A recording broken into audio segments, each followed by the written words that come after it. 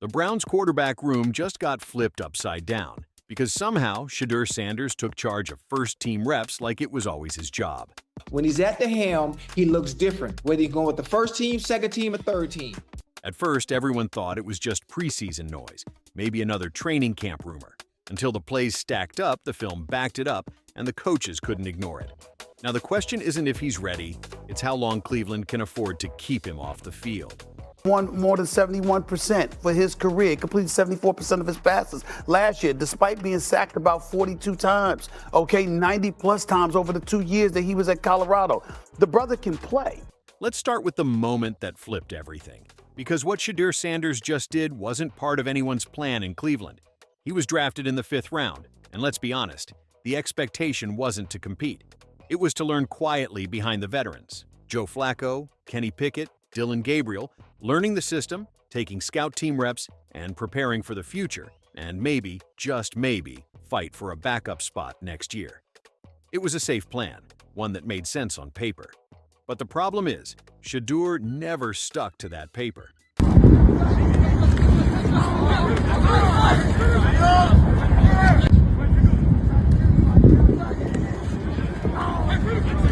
Everything changed during one of the most intense sessions of minicamp, a full-speed move-the-ball drill where coaches don't have time to play favorites.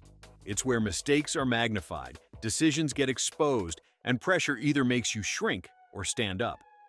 Without any announcement, Shedeur stepped in ahead of Gabriel, and what looked like a quiet rotation switch turned out to be a full-blown quarterback alert.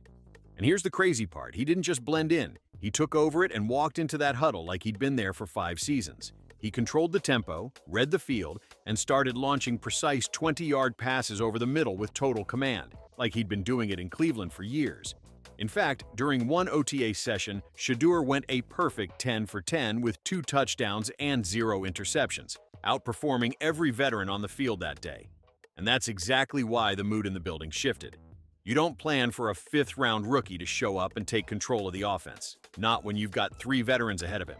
But once you see a guy take that moment, under pressure, and make it look routine, there's no going back to the old plan. You either adapt, or you admit you're ignoring something big. But the throws were only half the story. What really caught the coaching staff off guard was how fast Shedeur Sanders processed everything. According to multiple team sources, he's picking up the Browns' playbook faster than any rookie they've worked with. Offensive coordinator Tommy Rees backed that up, saying Shedeur has already shown real control of the offense and a clear understanding of what's happening at the line. Quarterbacks coach Bill Musgrave echoed the same, pointing out that Sanders adjusts mid-play like someone who's already seen these defenses before, not like a rookie still learning the system. He sees the play once, walks through it once, and then runs at full speed like he's been doing it for years. That kind of mental speed isn't just impressive, it's game-changing. When he led college football in completion percentage and he threw almost 40 touchdowns for over 4,000 yards, how tall was he? None of this should really be shocking. He ended his final college season with over 4,000 yards, 37 touchdowns, and a 74% completion rate, earning both the Big 12 Offensive Player of the Year and the Johnny Unitas Golden Arm Award. His brain was his biggest weapon then, and it's even sharper now. One assistant reportedly said, "He sees it, gets it, and hits it live without hesitation." That's not the norm for a 5th-round pick. A clip that recently went viral showed Shedeur doing a reaction time test. He missed the mark on the first attempt, paused, adjusted, and nailed it on the second. No panic, no frustration. Just calm reset, instant correction, and flawless follow-through. That clip isn't just entertaining. It's a perfect window into how his mind operates under pressure. That's not even the norm for most veterans. And it's why the coaching staff suddenly isn't treating him like a rookie anymore. I'll keep saying it. I believe Shedeur Sanders should play more games than any other quarterback on this roster this year because he's the only guy that I look at. This isn't about potential. This is about execution. When a young quarterback reads the field clearly, commands the offense, and delivers on every rep, you don't wait around to see what happens in a year. You take notice now. The Browns thought they drafted a project. What they actually got was a quarterback already playing at an NFL level, mentally and physically. And once you see that on tape, you don't unsee it. Looking at it right now. Oh my God.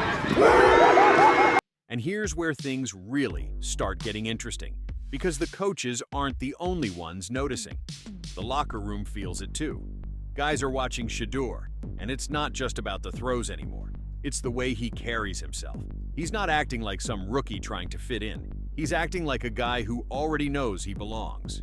And in a league like this, that gets attention fast. And if there was any doubt about how seriously he's taking this opportunity, a video of Shedeur sprinting through a midnight training session with his personal quarterback coach went viral last week. No interviews, no spotlight, just a rookie putting in midnight reps like a man who knows his moment is coming fast. That he out there in the middle of the night, in the rain, throwing the football, working on his game with the Browns helmet on, letting people know I'm out here representing for the whole city. And that kind of work doesn't go unnoticed in a locker room. When players see that level of commitment off the clock, it changes how they view you inside it. You've got veterans, real leaders, talking about him without being prompted. Myles Garrett didn't just give him a polite rookie nod. He said Shedeur brings positive energy, lifts the room, and makes people want to work with him.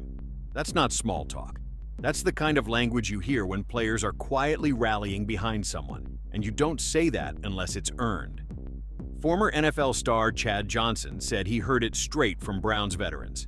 Shedeur looked like a young bull spinning that ball. And in a league built on respect, that kind of nickname doesn't get thrown around for just anyone. And look, Joe Flacco might be handling it like a pro, but he's no fool. He sees the shift. Gabriel? He was supposed to be the sleeper in this room, and now he's watching the rookie take reps he thought were his. And Kenny Pickett? If he wasn't feeling the pressure before, he definitely is now, because Shedeur didn't just walk in and make a good impression. He's making people around him believe he should actually start. People inside the building have said it straight. The mood has changed. The competition doesn't feel friendly anymore. It feels real. It feels tense. And now, everyone's waiting to see what Stefanski does next, because the longer this goes on, the more obvious it gets. Shedeur isn't just earning reps, he's building momentum. And once a locker room starts leaning in one direction, it's hard to pull them back. And now, Kevin Stefanski is stuck in the toughest position of his career, because no matter who he names as starter, it's going to come with consequences. If he rolls with Kenny Pickett and the team stumbles, fans won't hesitate to demand Shedeur. But if he hands the job to Shedeur and the rookie struggles, the blame lands squarely on Stefanski for jumping too soon. It's not just about who gives them the best chance to win, it's about who lets him keep his job. You have two young guys in Shedeur Sanders and Dillon Gabriel, so I'm assuming one of them is maybe trade capital at some point. Let's be real, this wasn't the plan. The Browns expected to ease Shedeur in, let him learn in the background, and maybe compete next year. But what he's shown in camp has made that impossible. He's executing better than expected, running the offense like someone who's already been there, and that's forced everyone upstairs to take a second look. Behind the scenes, things are tense. Gabriel isn't happy about losing reps. Pickett knows he was brought in to stabilize things, not get caught in a battle with a rookie. And Flacco? He's staying quiet, but he's been around long enough to see exactly where this is heading. Even off the field, Sanders has stayed locked in. After receiving a speeding ticket last week, he told reporters, "There's no excuses, everybody's watching, and I know I've got to move right." That's accountability, and it's rare in someone who just entered the league. So now the Browns have a choice: stick with the veterans and risk losing the locker room, or ride the momentum that Shedeur has built and give this team a real shot at something different. Shedeur looks good. He looks really good. Yes. He looks better. And we got Zach that say Dillon Gabriel ain't even an NFL quarterback. It's true. So how is it that this man can't get a rep with the ones, but that non-NFL quarterback can? We all what agree with sense that. does that make? And just when you think the noise couldn't get any louder, the media steps in. Analysts aren't dancing around it anymore. James Jones straight up said Shedeur might be the Browns' best option right now. Chris Carter didn't hold back either. He called the idea of starting Flacco a huge problem and basically dared Stefanski to stop playing it safe. And honestly, they're not wrong. Because at this point, it's not just about who looks good in practice. It's about momentum. And Shedeur has all of it. He's got the tape, the locker room, the attention, and now the pressure's mounting from outside the building too. When players, fans, and analysts all start pointing in the same direction, you can only ignore it for so long. This was never supposed to be a quarterback revolution, but that's exactly what it's becoming. The Browns tried to treat Shedeur like a long-term project, But now they're watching him outplay expectations, outlead the veterans, and outgrow the role they gave him before he ever played a snap. And here's the real question nobody wants to answer out loud: is Shedeur Sanders already the best quarterback on this roster? Because if he is, the Browns aren't just choosing a starter, they're choosing the future of the franchise. And from the way things are moving, it might already be too late to slow him down. And if they think they can afford to wait, they might want to reconsider, because the Toronto Argonauts still hold Shedeur's CFL rights. He has options, and other leagues are watching just as closely. Time's running out, and Cleveland's staring at a decision that could shape their entire franchise.